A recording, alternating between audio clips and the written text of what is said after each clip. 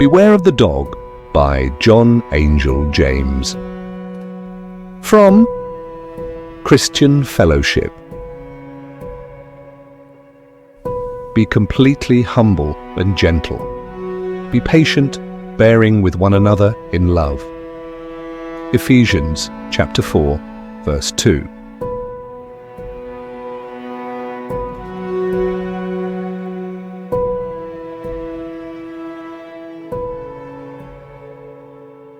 There are some people whose feelings are like dry straw, kindled into a blaze in a moment by the least spark which has been purposely or accidentally thrown upon it. A word or a look is, in some cases, quite enough to be considered a very serious injury. It is a common thing for such people to excuse themselves on the ground that their feelings are so delicate that they are offended by the least touch. This is a humiliating confession, for it is acknowledging that instead of being like the oak of the forest, which laughs at the tempest and is unmoved by the tread of the wild boar, they resemble the sensitive plant. A little squeamish shrub which trembles before the breeze and shrivels and contracts beneath the pressure of a tiny insect.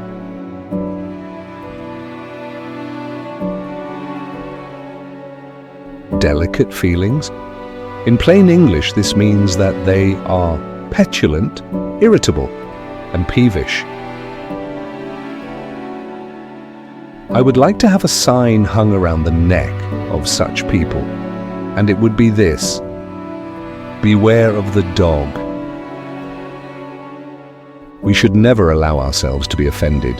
In fact, most of the time the offense is not even intended. Had we but patience to wait, or humility to inquire, we would find that many hurtful things were done by mistake, which we are prone to attribute to intentional design. How often do we violate that love which thinks no evil, and which imperatively demands of us to attribute a good motive to another's conduct, until a bad motive is proved? Let us then deliberately determine that, by God's grace, we will not be easily offended. If such a resolution were generally made and kept, offences would cease. Let us first ascertain whether offence was intended before we allow the least emotion of anger to be indulged. And even then, when we have proved that the offence was committed on purpose, let us next ask ourselves whether it is necessary to notice it. What wise man will think it worthwhile, when an insect has stung him, to pursue it all day in order to punish the aggressor?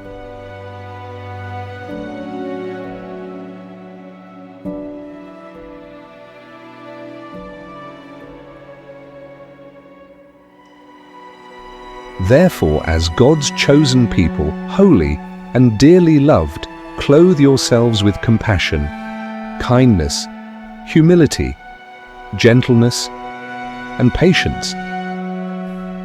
Bear with each other and forgive whatever grievances you may have against one another.